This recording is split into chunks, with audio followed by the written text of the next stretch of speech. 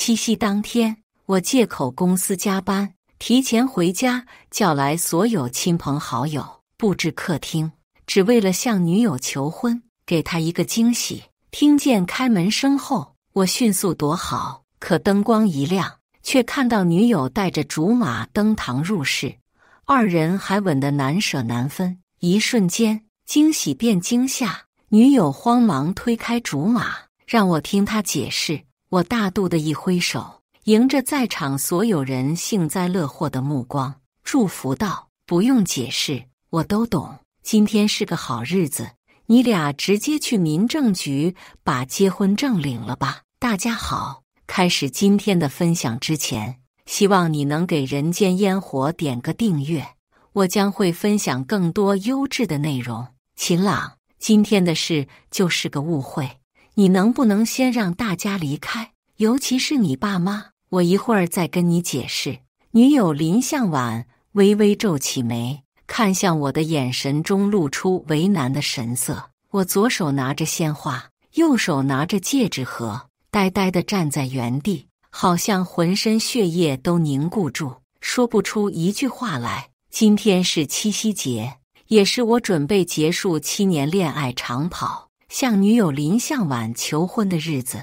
为了给她一个惊喜，我骗她说今天要加班，实则叫来了我和林向晚所有的亲朋好友，精心布置客厅，共同见证这幸福时刻。如今惊喜直接变惊吓，幸福时刻也变成了林向晚的劈腿时刻。因为就在2分钟前，听到开门声后，我们所有人都迅速躲好。林向晚一进来，大家各司其职，庆祝彩带轰的一声喷射出来，灯光也随之亮起。可映入眼帘的却是林向晚和他的竹马周子墨迫不及待甜蜜拥吻的场景。此刻，林向晚和周子墨头发上还沾着彩带，宛如一对新人，而他们的背后是我亲自做的横幅，写着林向晚嫁给秦朗吧。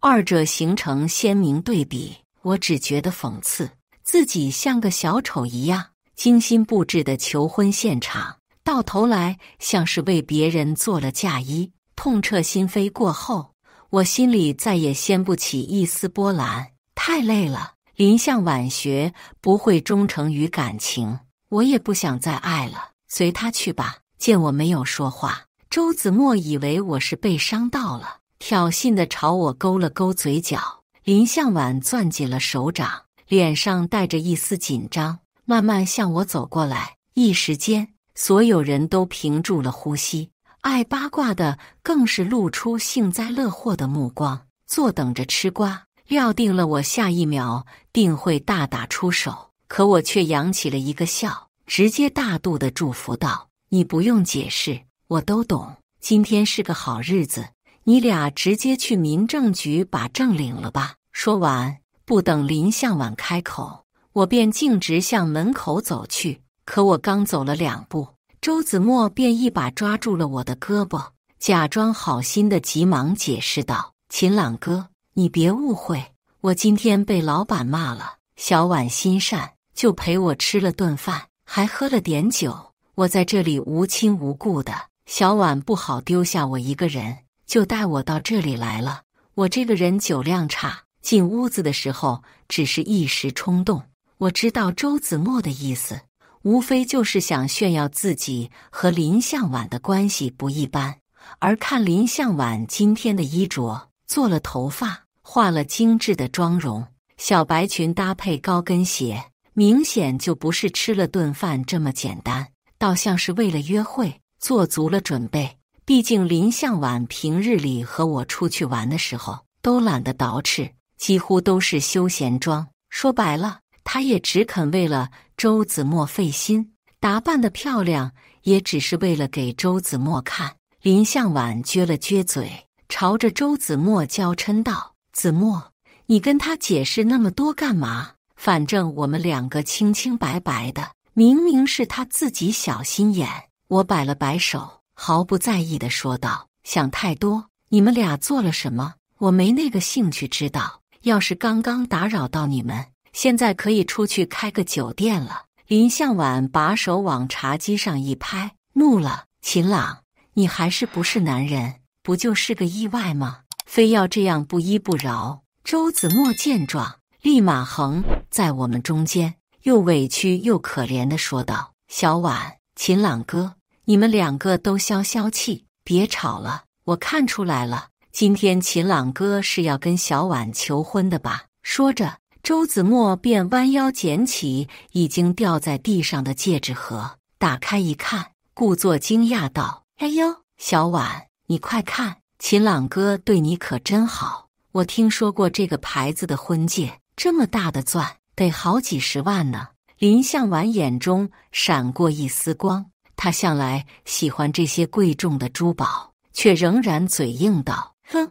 拿来我看看，不符合我审美的话，我可不会轻易把自己嫁出去。”我冷着脸，就在林向晚要拿到戒指盒的刹那，我直接一把夺了过来，反手扔出窗外。林向晚气得直喘，顺不上气来，只能干瞪着我，质问道：“秦朗，你什么意思？我孤高临下的你是这林向晚？”冷冷道：“我什么意思？这还够不明显吗？”林向晚，我们之间结束了。林向晚愣住了，张了张嘴，半天才支吾着说出一句话来：“秦朗，你竟然敢跟我提分手！”周子墨朝我扬了扬嘴角，装的一副楚楚可怜的小白花样，急忙劝说道：“秦朗哥，这可真是不得呀！你就算不为小婉着想，也得为自己还有秦两家的关系着想啊！明眼人都知道，小婉的爸妈早就把你当女婿看了，这个时候提分手，闹这么难看，以后秦家还怎么跟林家谈公司的合作呀？”我不悦地皱了皱眉，正欲开口，林向晚便冷哼一声，先一步说道：“切，跟谁稀罕他似的？我可是林家的真千金，想要什么样的男人找不到？子墨，既然他秦朗不识抬举，以后就由你来做我的男朋友吧。”林向晚的话听得我胃里泛起一阵阵恶心，说得像是我高攀了他一样。可他忘了，他刚被亲生父母找到，回到林家时，林家的养女林夕早已经成了林父林母的心头宝，家里根本没有他的容身之地。就连他上的那所贵族高中，同学们嫌弃他寒酸，一个个也都不待见他，还时常被霸凌。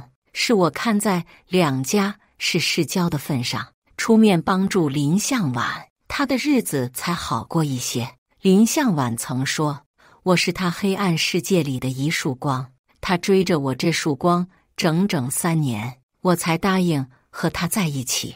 而我秦家家大业大，也正是和我确定关系后，林向晚才能在林家站稳脚跟。若真要说有谁高攀，那也是他林向晚才对。周子墨激动地与林向晚十指相扣，欣喜道：“太好了，小婉，你真的愿意跟我在一起吗？”可是那秦朗哥，林向晚不屑一顾地白了我一眼，骄傲道：“不用理他，他根本就配不上我。明天林家有个家族宴会，子墨，我会把你介绍给所有人的。和林向晚在一起7年，即便现在不爱了。”听到他说这句话的时候，我还是会决定心头一阵抽痛。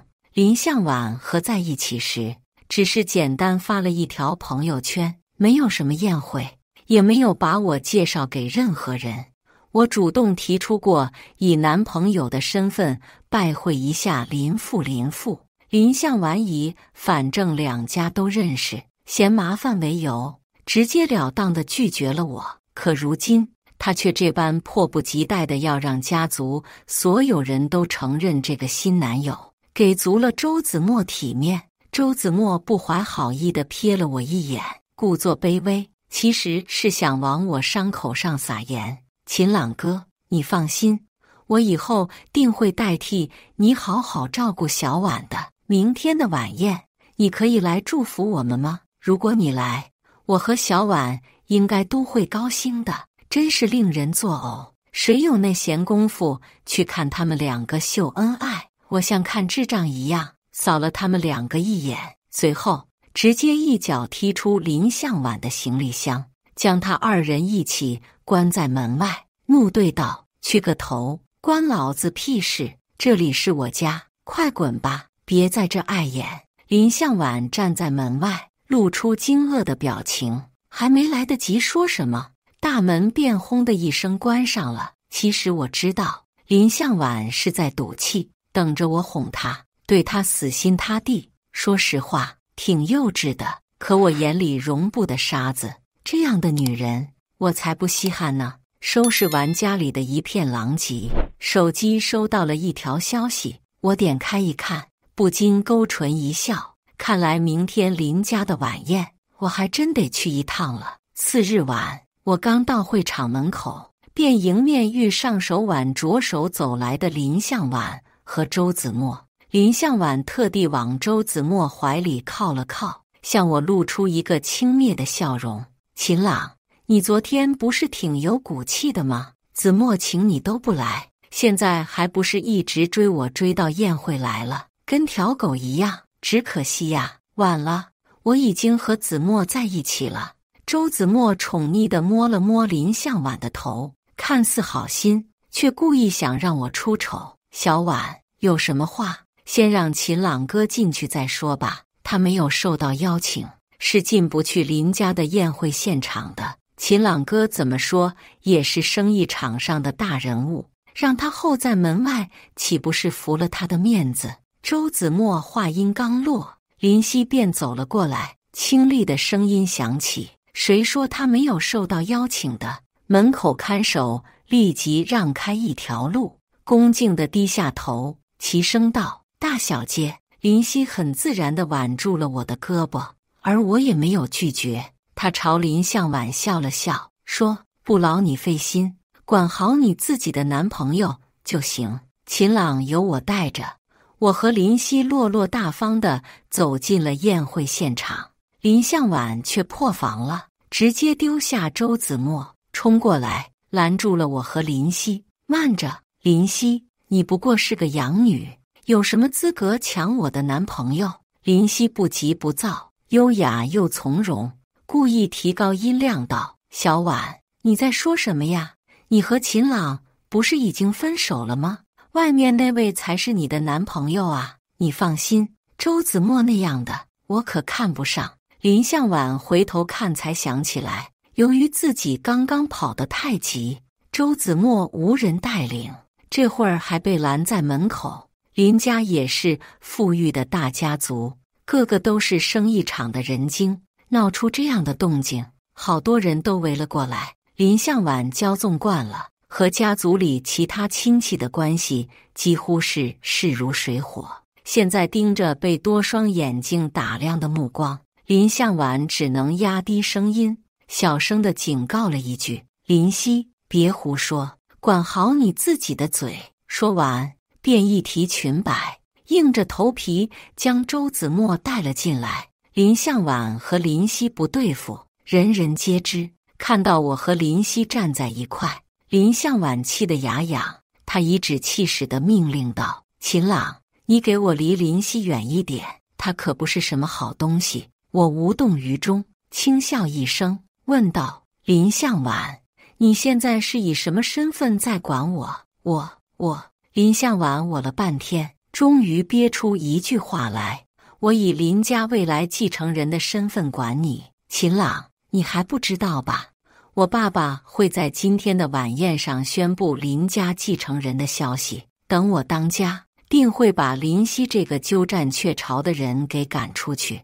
你要是不想得罪我，最好离他远点。”我当然知道这个消息，不然我也不会过来。何况林夕早就告诉过我了。林向晚到底还是太天真，越是豪门，越看重利益。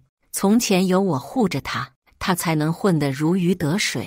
可现如今，林夕莞尔一笑，不骄不躁，解释道：“秦朗当然知道要宣布继承人的事，所以才会跟我一起过来。父亲还没宣布，谁笑到最后还真不一定呢。”林向晚忽然捧腹大笑起来，嘲讽道：“林夕，就凭你也敢跟我争？你是梦没有做醒吧？还有你秦朗，你也不过如此，跟林夕混在一块，最后只能喝西北风。爸爸已经说了，将来谁和我在一起，就以公司50%的股份给我做嫁妆。”周子墨一听，嘴巴笑得都快咧到耳后根了，他咳嗽2声，才掩饰住得意的笑容，善解人意地对我说道：“秦朗哥，你放心，毕竟你替我照顾了小婉7年，以后若有什么难处，可以尽管来找我帮忙。”周子墨说的声音洪亮，帮忙是假，炫耀自己即将身价不菲才是他真正的目的。林向晚却不以为意，像是故意刺激我一样，冷哼一声说：“子墨，也就你善良，像秦朗这种没良心的人，等他落魄了，赏碗狗饭吃都算抬举他了。”说着，林向晚便又刻薄地笑起来，笑声回荡在整个会场，刺耳异常。我越发觉得自己从前眼瞎，林向晚一点千金的样子都没有。正此时，林父拄着拐杖出来了，林向晚牵住周子墨的手，急忙把他往林父面前带，介绍道：“爸，这是我男朋友周子墨。”林父瞟了一眼林向晚，不咸不淡地说了句“知道了”，然后便对着众人宣布道：“请大家安静，既然人已经到齐了，我有事要宣布一下。这些年我的身体状况越来越差，急着将公司和家族的事务一并交给继承人，所以我愿把公司50%的股份交给未来女婿，请他帮忙打理公司，也把女儿一并托付给他。”林父一招手，管家直接拿来了股份合同。林向晚得意极了，周子墨也露出贪婪的目光，二人皆是势在必得。林父从台上一步步走下来，眼看离周子墨越来越近，林向晚直接推了他一把：“子墨，这是我爸给你的，别不好意思，你快去啊！”周子墨向前一步，谦卑地低下头，像是要接封官的圣旨一样。他迫不及待地伸出手道：“谢岳父，小婿一定。”可他后半句还未说完，便张着嘴，整个人都僵硬住了。因为林父走到他面前时，硬生生拐了个弯，最后在我面前停下，语重心长道：“秦朗，这是给你的。”林父把合同放在我手里，拍着我的肩膀说：“好孩子，以后我女儿还有林家的生意，还要请你多上心了。”周子墨尴尬的嘴角直抽搐，悻悻收回手，满脸的疑惑和不解。林向晚也急了，拉住林父的衣袖，撒娇道：“爸，我刚刚不是跟您说了吗？子墨现在才是我的男朋友。”林父神色淡淡：“我知道他是你男朋友。”林向晚继续抓着林父的衣袖晃悠，撅着小嘴，不高兴地问道：“那您为什么把股份合同给秦朗啊？”林父轻轻打掉林向晚的手，一本正经地解释道：“小婉，你在胡闹什么？秦朗是我认定的女婿，股份给他有什么问题呢？”周子墨愤恨地瞪了我一眼，双手都握成了拳，强忍住怒意，继续维持他善良小白花的人设，假装大度地说道：“没事的，小婉，看来你父亲并不喜欢我，但只要你以后开心幸福就好。秦朗哥也确实比我优秀，我自愧不如。”周子墨看似不在意，坚忍无比，但通红的眼睛一直在剜我。林向晚转身拍了拍周子墨的肩膀，安慰道：“子墨，不要妄自菲薄，其实你也很优秀的，放心，你永远都是我最好的朋友，我不会丢下你的。”安慰好了周子墨，林向晚才瞟了我一眼，嘀咕道：“小心思可真多，为了找我复合，连我爸都讨好了。”林父咳嗽一声，安排道：“我要宣布的事已经说完了，接下来就有请我的女儿和女婿跳今天的第一支舞吧。林向晚一边提起裙摆，一边高傲地向我伸出一只手。行吧，给你个面子。我一个眼神都没给林向晚，径直掠过了他，直接牵住了林夕的手。走吧，未婚妻，去跳舞。林夕莞尔一笑，还故意撞了林向晚一下，握住我的手说：好啊，我的未婚夫。林向晚彻底破防，他失去理智般的捂住耳朵，不知道的还以为他可云附体了呢。林向我朝着我和林夕大叫了一声，无能狂怒道：啊，这到底是怎么一回事？你们两个给我站住，把话说清楚。林夕停下脚步，平静地解释道：小婉，你不会还没看出来吧？父亲已经把林家的继承权给我了，而秦朗准备和我联姻。林向晚失神地后退一步，摇着头喃喃道：不可能的，你不过是个养女而已，我才是林家亲生的，继承人之位也应当是我的。说着，林向晚便红着眼睛，委屈地望向林父，质问道：爸，你凭什么这么对我呀？小时候我跟家里走丢，受了多少苦，你又不是不知道，都怪林夕这个鸠占鹊巢的贱人，你应该把他赶出林家才对。放肆！小婉，你不要再胡闹了。林父将手里的拐杖重重地点在地上，林向晚却显然没有意识到失态的严重性，气得跺了跺脚，还在闹小脾气。他哭丧着个脸往林府面前跑去，愤愤不平道：爸，就为了林夕这个小贱人，您怎么舍得吼我呢？而且就算要和秦家联姻，那也应该是我才对啊，秦朗可是我男朋友。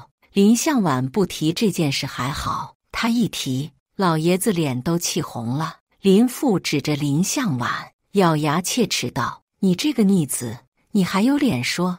我明明告诫过你，在林家对人对事都要一心一意，可你呢？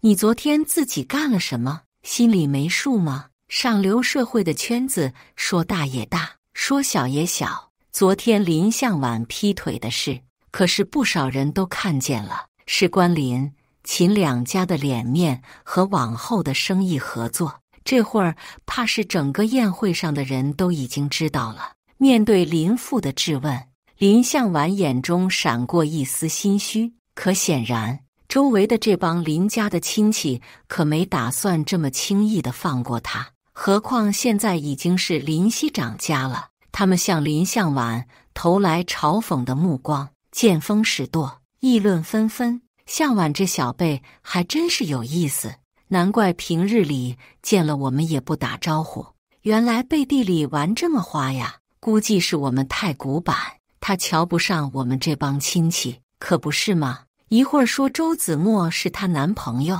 一会儿又说秦朗是她男朋友，这糊里糊涂的，难道以后结婚还有2个新郎吗？物以类聚吧。瞧瞧这个周子墨一脸寒酸相，真不愧是小地方出来的，看他的西装都不合身。哎呀，有些人应该识相点，挤不进去的圈子就不要硬挤了。亲戚们说话夹枪带棒，明里暗里将周子墨和林向晚都狠狠贬低了一通。因为林向晚跟家里走丢后是被一户农民收养，而周子墨这个青梅竹马便是他邻居家的儿子。林向晚说养父母重男轻女，周子墨从前帮了他不少，所以回了林家后，周子墨也跟着沾了不少光。高等学府、高薪工作都是林向晚帮他安排好的。我以前也常常吃醋说周子墨倒更像是林向晚的男友，林向晚则每次都信誓旦旦地说我是他的初恋，这辈子也只爱我一个。他帮助周子墨只是看了可怜，顺便报恩罢了，只把他当作普通朋友。不过还好，我现在及时醒悟了，不然还不知道要被林向晚欺骗多久呢。这里的人都谈吐不凡，只有林向晚和周子墨看上去格格不入。林向晚脾气暴躁的像个泼妇，周子墨低着头，畏手畏脚，偷感十足。林向晚从服务生手里拿着的托盘上顺势抄起一杯酒水，直接往刚刚说话的几个人那砸去。我不许你们侮辱子墨！林夕拉着我往旁边退了一步，生怕林向晚发疯发到我们身上。没来得及躲开的女士，洁白的衣裙上全是红酒渍，惊叫着说：“林向晚，你有没有规矩？我可是你二姨，你要干什么？反了天了不成？”林向晚倒是真喜欢周子墨，铁了心的要闹翻全场，竟然又抄起了2杯酒，恶狠狠地说道：“二姨又怎么了？今天我打的就是你，为老不尊，满嘴喷粪！我作为林家的大小姐，定要好好教训你！”林向晚骂得太脏，充满了市井气息，他二姨说不过，嘴唇都在颤抖，又气又怕的往林父身后躲。“大哥，小婉要打我，你快管管他呀！”林父头疼得要死，揉了揉眉心，大声吩咐道：“来人啊，二小姐酒喝多了，带她下去清醒清醒。”林府话音刚落，便过来了2个保镖，一左一右把林向晚给架了起来。林向晚体型瘦弱，哪里是这2个大汉的对手？怎么挣扎都无济于事，气得他对着空气打了一套拳，蹬着双腿说：“放我下去，放我下去！”林父看得直摇头，偏开脸去，都觉得丢人。他拄着拐杖走到我身边说：“秦朗，没吓到你吧？真不好意思，招待不周，让贵客见笑了。”我颇有风度地敬了林父一杯酒，安慰他说：“没关系。”林向晚已经被拖到了楼上，他怔怔地看着和林父谈笑风生的我，这一刻是难得的沉默。我知道林向晚现在才看清楚，他这些年能在林家横着走，全是沾了我的光。如今我不要他的，他所得到的好处从此也一并消失殆尽。那个叔叔，您这样对小婉是不是太过分了点？周子墨突然发话了，像是在为林向晚打抱不平。他要不说话，差点都忘了有这号人，毕竟没什么存在感。林夕冷笑一声，厉声道：“林家的家族宴会，这里有你说话的地方吗？你是自己走，还是我让人请你出去？”周围人都露出嫌弃的目光。周子墨尴尬极了，没了林向晚给他撑腰，他现在屁都不算，根本没人把他放在眼里。周子墨脸上露出10000个不情愿，但也只能灰溜溜地离开，像只过街老鼠一样。宴会又恢复了正常，洋溢着热闹气氛。众人纷纷恭喜我和林夕，说这些恭喜的话，仿佛刚刚的一切都不过是个小插曲罢了。我礼貌地一一回应，毕竟我可没有林向晚那么天真。爱情固然美好，但却并不是全部。现在利益才是最重要的，50%的股份，何乐而不为呢？我举起手里的酒杯，与林夕相视一笑，一直到晚上10点，这场盛大的家族宴会才结束。林夕应付长辈，喝了不少酒，跟着我一起到江边散步吹风。江上夜色美，但风冷。我拢了拢衣服，淡淡道：“谢谢你找我联手，合作愉快。”酒也醒得差不多了，我先送你回家吧。正要走时，林夕却叫住了我：“秦朗。”我转头看向林夕，林夕摸了摸鼻子，变得扭扭捏捏的，突然有点不太像他。一瞬间，我们之间又像是回到了从前。我想起，其实我和林夕也算是青梅竹马的。年少时，林夕性格温和，一直跟在我身后，喜欢叫我哥哥。我从小接受的都是精英化的教育，学着怎么做生意，怎么应付人情世故。那时候，林夕是我唯一的朋友。林夕不喜欢生意场的那一套，只喜欢做糕点，不管做了什么，都会先拿来给我吃，还乐呵呵地说自己长大了以后要当蛋糕师。可谁能想到呢？如今的他已经能在商业界叱咤风云了。细细想来，当初因为林夕和林向晚不对付，各自都想在林家站稳脚跟。为了林向晚，我不得不和林夕渐行渐远。这些年唯一的几次见面，也只是在项目会谈上。我回过神来，浅笑了一下，问道：“林夕，你还有什么事吗？”林夕深呼吸了一口气，像是下定了极大的决心，才问道：“秦朗，你会不会后悔跟林向晚分手？如果他回头找你，你会跟他复合吗？”我脱掉了外套，披在林夕身上，坚定地说道：“你放心好了，我的感情没那么廉价，现在利益为重，我们是合作伙伴。即便是你曾经欺负过林向晚，这也和我没关系了。”林夕懵了，疑惑地问道：“等一下，你刚刚说什么？欺负林向晚？他是这么跟你说的吗？”我警觉地皱了下眉。林夕的样子不像是装的，好像根本就不知情。我解释道：“林向晚说他在学校被霸凌，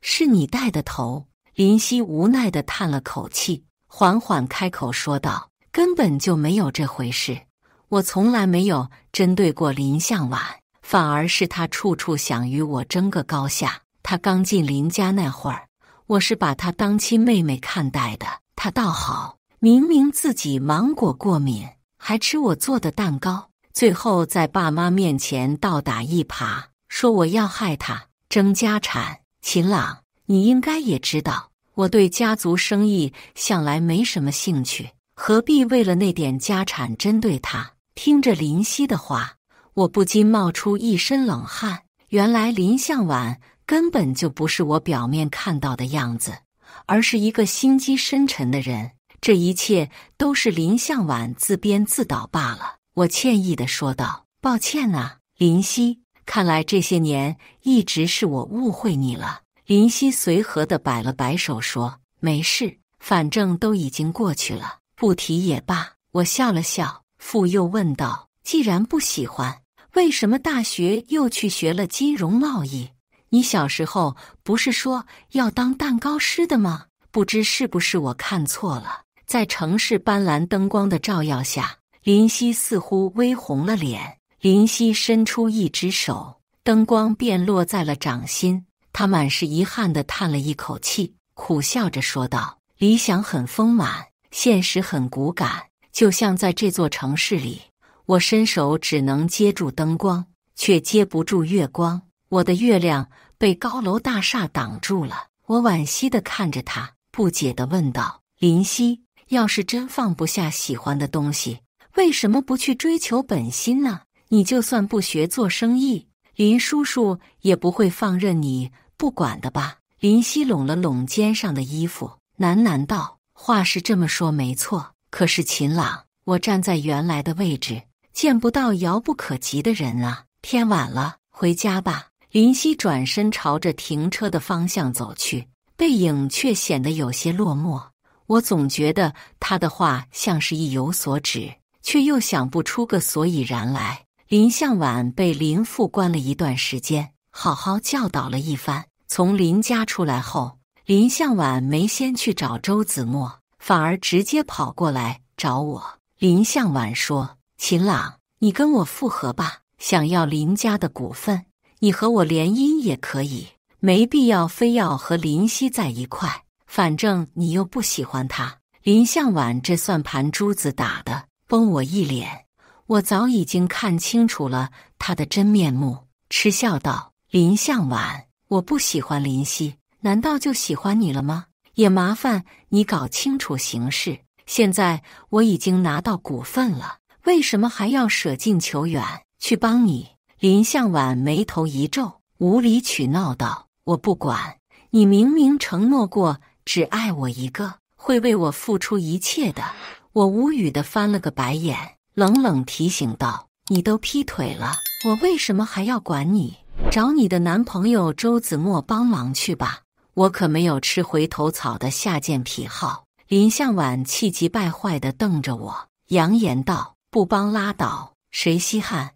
我爸最近在为一个项目发愁呢，刚好这个项目的老板投资了我手下的公司。秦朗，别得意，等我拿到项目，继承人之位就是我的囊中之物了。”林向晚说完，便踩着高跟鞋得意地离开了。我都忍不住想笑，林向晚也不动脑子想想，就他手里那家小破公司没倒闭就不错了。唯一的那个投资人也是看在我的面子上，才去给他那个小破烂公司当冤大头。林向晚还以为是靠自己的实力遇到慧眼识英的伯乐投资人呢，而这个项目还不到晚上就由我亲自送到了林父手里。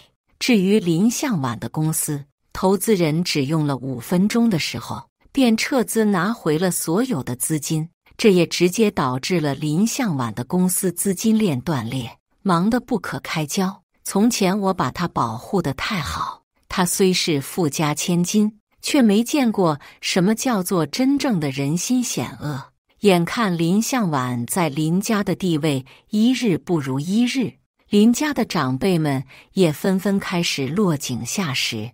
尤其是那天宴会上被林向晚泼了一身酒水的二姨，私下操作一番，林向晚的公司直接干倒闭了，还亏损了上百万。林向晚仗着血缘关系，让林父给他还债，在那些钱给他重新开一家公司。林父被他这理所当然的态度气了个半死，直接气到了医院。林父到底善良，再加上林向晚跪在病床边哭，卖惨自己流落在外有多可怜，受了多少委屈。最后林父一咬牙，想了个折中的办法，替林向晚还了公司欠债后，与他断绝了父女关系，让林向晚净身出户。这事情做得决绝，是经过林家长辈一致同意的，毫无回旋的余地。不到1周的时间，林向晚就被轰出了林家的大门。林向晚回头去找周子墨，却发现周子墨早已经傍上了富婆，一脚将林向晚踹开，说：“你现在屁都不是了，还有脸来找我？我可不会跟着你吃苦，滚吧！”林夕坐在办公室的椅子上，绘声绘色地描述道：“我只是淡然一笑，将婚庆公司发来的婚礼方案发给了林夕。行了，别说别人吧，看看吧，喜欢哪一个？”林夕随手一翻，轻松地说道：“欧式布置吧，你不是喜欢吗？虽然是商业联姻，但该放的假还是得赚一波。蜜月去捷克怎么样？我记得你之前发朋友圈说想去布拉格旅游，我翻着文件的手不自觉地一顿。我喜欢欧式建筑布置，是小时候说过的话，而那条想去布拉格旅游的朋友圈也是3年前发的了。”我情不自禁地叫了一声林夕的名字。林夕。林夕轻轻应了一声，假装不在意，可他的脸已经红成了苹果。我放下手里的文件，忽然问道：“那天晚上你说的遥不可及的人是谁？”林夕没有抬头，只是小声地说道：“你既已知道，又何必再问呢？”清风从窗子吹进来，拂开林夕的长发，真是奇怪，我的心跳也跟着变得好快。林向晚又来找我了，带着当初那款被我扔掉的戒指，试图修补我们之间的关系。可能是年少时吃了太多苦，林向晚一向喜欢这些贵重首饰，而我从前爱他疼他，昂贵的礼物说送就送，从不在意价格，恨不得把全世界最好的都给他。但我也是个有尊严的人，所有的爱意都必须建立在双方平等付出之上，否则我宁可不要。我什么话都没有说，只是往他手里塞了一份结婚请帖。我转身离开的时候，林向晚哭成了泪人。听说后来林向晚走投无路，又去找养父母，养父母也不待见他。我从林夕那里得知，林向晚的养父母虽然穷点，但待他不薄，根本不像林向晚说的那样恶毒。林向晚为了彻底摆脱以前的穷苦身份，找回亲生父母后，甩给了养父母5万块钱，说是以后一别两宽。这笔钱当作是买断了这些年的养育之恩。林夕愤怒地骂道：“真是白眼狼！他养父母把他养到10几岁，何止是花了5万块钱？”我笑了笑，让林夕别生气，把一个店铺的合同递到他面前，说：“结婚3周年的礼物，看看。”林夕激动地从沙发上站起来。这些年，我已经接管了2家所有的生意，而这家店铺是给林夕开蛋糕店的。是的，我和林夕的这场联姻，假戏真做了。在日复一日的相处过程中，我认清了内心，再次找到了属于自己的爱情。林夕把那一份白纸黑字看了一遍又一遍，开心地问我：“秦朗，你怎么想起来送我这个呀？”我轻轻弹了一下他的脑门，温柔地说道：“我的夫人可以只管站在原地，而我负责向他走来，连同他的月光一并交到他手里。”以上就是今天分享的故事。大家有什么想说的、想吐槽的，欢迎在下方评论交流。也更希望能给人间烟火点个订阅，我将会分享更多优质的故事内容。